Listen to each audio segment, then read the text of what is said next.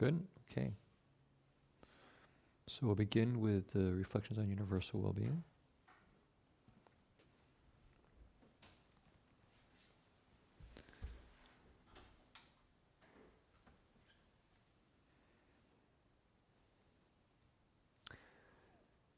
May I abide in well-being, in freedom from affliction, in freedom from hostility, in freedom from ill will, in freedom from anxiety, and may I maintain well-being in myself. May everyone abide in well-being, in freedom from hostility, in freedom from ill will, in freedom from anxiety, and may they maintain well-being in themselves. May all beings released from all suffering, and may they not be parted from the good fortune they have attained. When they act upon intention, all beings are the owners of their action and inherit its results. Their future is born from such action, companion to such action, and results will be their home. All actions with intention, be they skillful or harmful, of such acts they will be the heirs. So, good morning, everyone. For those who've been tuning in these last couple of months, I think you know that we're doing a second 3-month retreat. And the theme for this 3 months is on renunciation, letting go, in some sense, preparing oneself to really begin the monastic training. And one of the things that Jin-Chuan Shi and myself were reflecting on was what was our own personal experiences trying to walk this path. That was the advice one of the senior teachers told us, was to really reflect on our own process and see how we can support those who also wish to go on this journey. So I thought it might be interesting just to reflect on this process of leaving home. I don't know if those online are thinking of leaving home. If you are, then you get a little bit of a kind of a snapshot into at least maybe my experience, and maybe Jin-Chuan Shi at some point would like to share his experience. Just to give people a sense that this process of leaving home isn't something that just happens like that. There's many things that one goes through in this process. Sometimes a lot of inspiration, sometimes a lot of struggle, even depression and doubt. But I think something for those who really wish to go forth, there's something that carries us through this whole process. It also keeps us in the form, in the training. So what I thought of referencing was actually at one point for DRBU, I had to, I say had to, but I was writing some blog posts on journey to monasticism. And I thought it might be interesting just to read it and also give a little bit of reflections now that a few decades have passed. So the first post was called Monasticism and Conflict. And we had picked 2 pictures. One was a picture of Wall Street. A lot of people on the Wall Street, betting and selling and a bunch of stuff, very busy looking. And the other one was a picture of Gethsemane, a Trappist monastery, looking very peaceful. And so this is how I start. It all started so innocently. One day in my high school economics class, the teacher showed us a video about a Trappist monastery. That's Gethsemane. Or actually, it was Mempkin Abbey.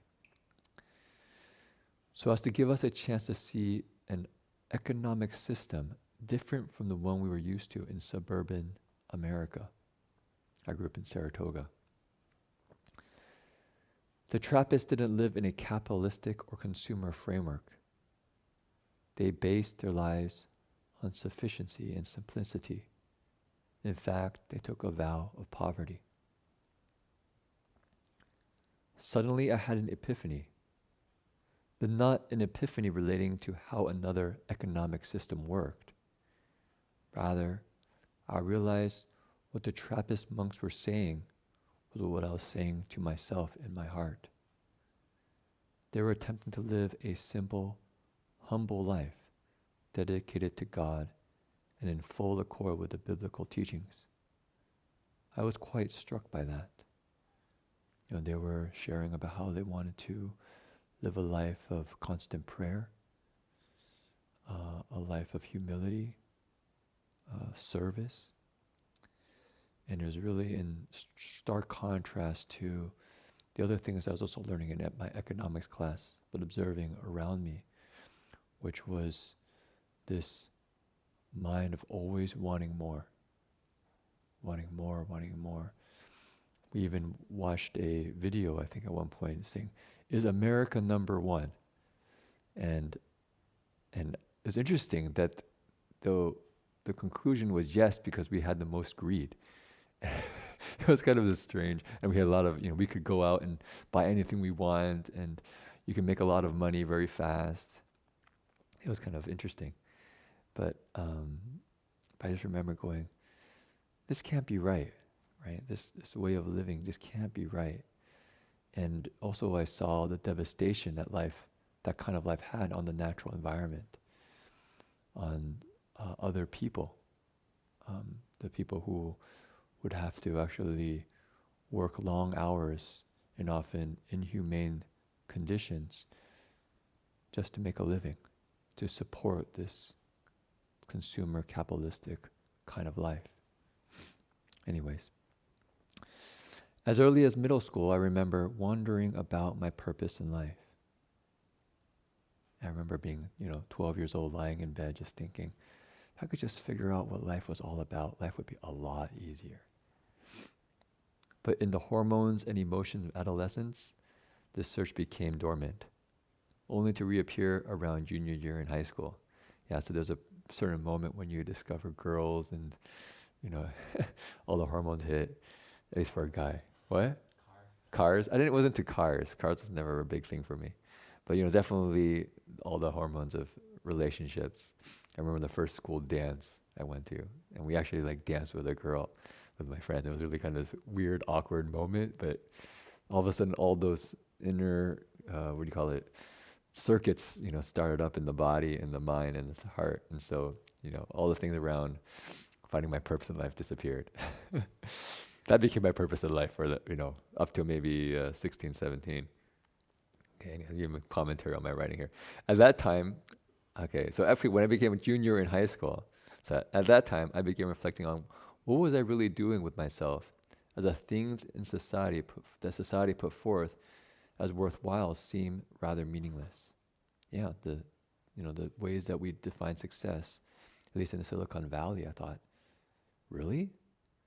But so many people I see who are so successful are actually so miserable. Broken families, feelings of alienation and isolation, a lot of resentment and irritation to one another, and this constant need to be productive and pay the bills, and it was just relentless. I was like, wow, really relentless. So however, when I was watching the video that day, something clicked inside. I thought, aha, that's what I'm supposed to be. I'm supposed to be a monk. I discovered my life purpose. I remember this kind of, almost like a light bulb just going off. Ding! That's it. That's it. I see. That's what I'm supposed to be doing. I'm supposed to be a monk. No more dancing. No more dancing. Yeah, no more dancing. No more dancing. Yeah, I was like, this is it. This is what I'm supposed to do, you know? And I remember, so next I wrote, I went home that day quite excited as I had found my calling in life. I told my mother. I remember going home and my mom was, you know, I was just walking in the front door. My mom greets me, how are you doing? And with a big smile, I said, Mom, you know what? I figured out what I'm supposed to do with my life. And I'm really very excited. Clearly seeing my excitement, my mom asked, oh, so what is it? I replied, I think I'm supposed to be a monk, with a big smile. The next moment was quite unforgettable. The look on my mother's face completely changed. From a look of simple curiosity, confusion, and unhappiness. I remember her face dropping and becoming dark. And then right here. And there began very tense years and about a decade where I rarely brought up the subject again. Monasticism and conflict. So I was also reflecting on this, just as a first experience, now having actually become a monk, over 20 years later. It's kind of amazing. At that time I was probably 17, and now I'm probably 38 or 39. Almost 40, almost 40, maybe 40, yeah. Yeah, I'm gonna be 40 this year, so I'm 39. So I've been, a long time back, and just thinking back to myself when I was 17. It's a couple of things I could see. One was definitely there was that wholesome dharma of faith, this kind of inspiration. And I think as some of it came from also attuning to hiri, my sense of inner integrity, finding something I really valued. And that's what I saw in that video. When I said what I saw in those monks was something that deeply aligned in my heart. I wanted to live a life based on, my values, rather than what I felt society's values were that seemed to have to compromise. Maybe you say real care for everyone, deep respect, a life of simplicity and humility, of integrity and authenticity. So I thought this is what I wanted. But as I also reflect on that time, I think kind of linked up to that, some of the places that I was a little bit maybe blind to. So I was quite naive, I think, 17, just being inspired by the spiritual path. That there's actually a certain amount of, if people look at the 6 unwholesome dharmas, there's one which is, you could say, misguided view, jian, drishti.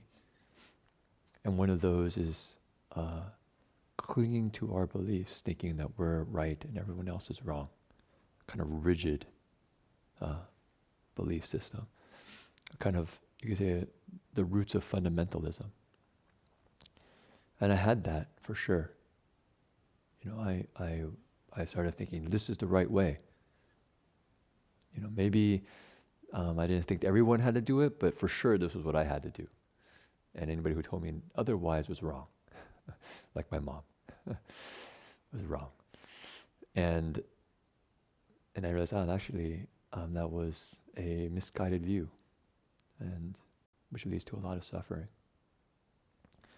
And also, I think what I didn't have at that time cultivated was also we say hiri ottappa. The other one's hiri is one side, but ottappa is a respect for others, respect for consequences. And in a certain level, you would say I didn't have that quality cultivated in terms of respecting really my parents' perspectives that deeply. Of course, I wanted to please them, you could say. I wanted their approval. And so there was internal turmoil because, they were upset with me. But I hadn't really learned about this quality of ottappa, which is this sense of aligning to the well-being of the community, to really reflect really on what my mom was feeling, what was my mom's deeper values. And I realize now after, 20 years, that I think on a couple of ways that I felt that she had values that I was insensitive to, because I just thought, oh, she's just wrong, trying to control my life, was she really wanted to protect me, keep me safe. And what she knew was safety was,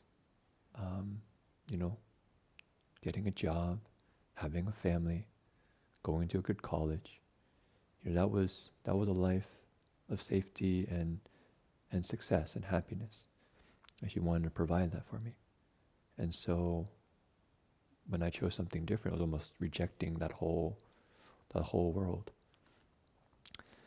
And then the other part, I think, which just came in a little bit of a discovery when we were in an NVC retreat, actually, a nonviolent communication retreat, Jin-Chuan Shi and myself were part of. And we were in a group, and we had to kind of do this NVC exercise around feelings and needs. And I was with, I think, 2 or 3 mothers. And these retreats are mostly females. It was interesting. And maybe there's one guy. I'm not sure. And I shared, we had to share a little bit of something that had happened in our lives. So I shared about myself becoming a monk and kind of the dialogue that occurred. And one of the women said, maybe your mom needs to be part of your life. And I thought, that's an interesting one. So actually, I think that's quite true. That because now my mom has definitely, also cultivating in the field of this Dharma. And that myself choosing to go on such a drastic path that she really had no background in. I mean, we had a little bit of Buddhism exposure in the household, but really we didn't know any monastics. We didn't really have that kind of exposure in the family. So for me to be so clear, I'm going to walk on this path. I think my mom probably wished to be able to share our lives together, and said, how do I relate? How do I relate to him? And there's a feeling of loss. And probably a lot of other things too. And so I think if I just reflect back on that time, it was a time of real inspiration, real vigor, real sense of a chance to live by my values. At the same time, I think if I were to reflect on it, the things that I maybe didn't have so cultivated was an ability to have a more open mind, and also a quality of being able to really respect the values of those around me, to really empathize with them and honor them, you could say. So maybe that's just the first step. I had a number of writings, so maybe I could thought maybe going through them day by day as a kind of internal process of this journey to monastic life. Okay, so maybe that's that much. We have also an announcement. Tomorrow we won't be having our Dharma reflections because we actually have an event with Service Space called Songs and Prayers for Ukraine. Jin-Chuan Shi shared about it yesterday. And it's a opportunity to, I would say, really look at and hear the pain and suffering of what's going on in Ukraine directly. Right? People know there's a war, and it's really painful to see the kind of scale of human suffering, the suffering that humans inflict on each other. But perhaps not just looking at the pain, but also looking at hope, seeing the kindness that's being expressed, and also to be part of a greater community showing our care for all those going through difficulty. And of course expanding that out to not just Ukraine, but all those who suffer. Okay, so maybe we can do 3 steps, 1 bow. And tomorrow we won't be having our Dharma reflections in 3 steps, 1 bow, but you can find the link to this event starting at 7:30 a.m. at the berkeleymonastery.org website. Definitely worth joining in. There'll be many different faith leaders and many speakers, including a number of Jing Weisher's friends from Poland. Yeah? Okay.